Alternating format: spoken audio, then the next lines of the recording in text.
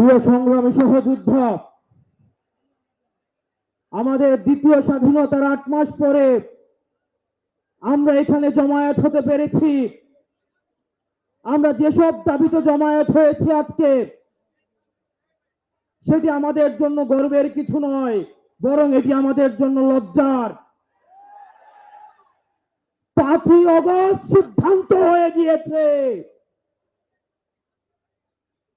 হাসিনার পুনর্বাসন, আওয়ামী লীগের পুনর্বাসনের প্রতি সারা বাংলাদেশের মানুষ রেড কার্ড দেখিয়ে দিয়েছে। ৫ই অগস্ট ৫ই অগস্টের পরে ৫ই অগস্ট আমরা সিদ্ধান্ত জানিয়ে দিয়েছি, এই ভূখণ্ডে আওয়ামী লীগের আর পুনর্বাসন হবে না। যেই আওয়ামী লীগ আমাদের দাড়ি টুপিওয়ালা ভাইদেরকে বাইতুল মুকাররমের সামনে থেকে টেনে টেনে রাস্তায় নামিয়ে এনেছিল, সেই আওয়ামী লীগের আর পুনর্বাসন হবে না।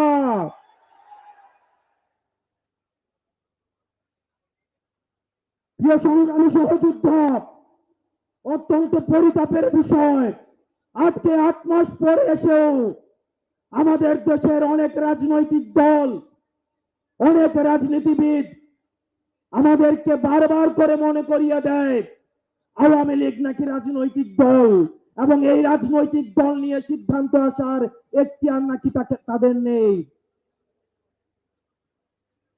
ডক্টর মোহাম্মদ ইউনূস গত কিছুদিন আগে বলেছেন আগামী নির্বাচনে আওয়ামী লীগ অংশগ্রহণ করবে কি করবে না সেটি সিদ্ধান্ত নাকি আওয়ামী লীগের। ডক্টর মোহাম্মদ ইউনূস, আপনি ভুলে যাবেন না, আমরা আপনাকে ক্ষমতায় বসিয়েছি। আওয়ামী লীগ নির্বাচন করবে কি করবে না, আওয়ামী লীগ আসবে কি আসবে না, এই সিদ্ধান্ত নিয়েছি আমরা।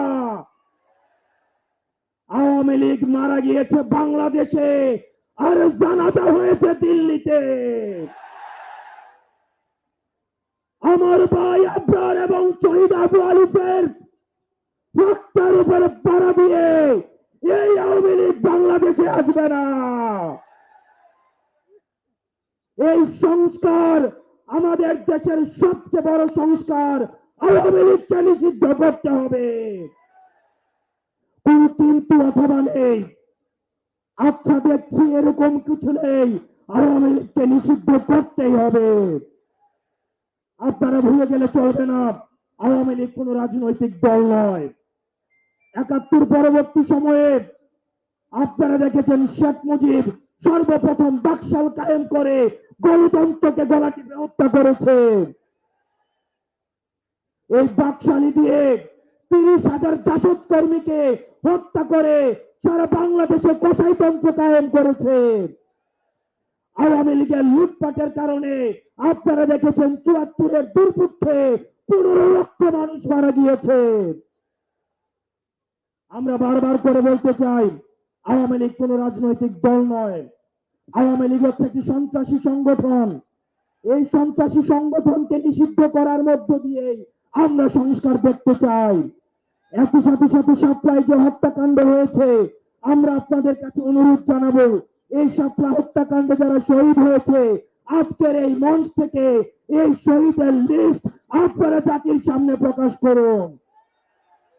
একই সাথে সাথে হাসিনার এই ফাঁসি না হওয়া পর্যন্ত প্রয়োজন হলে আমাদের শেষ রক্তবিন্দু দিয়ে এই তরুণ প্রজন্ম আমরা হাসিনার ফাঁসি নিশ্চিত করা পর্যন্ত আমরা আন্দোলন চালিয়ে যাব।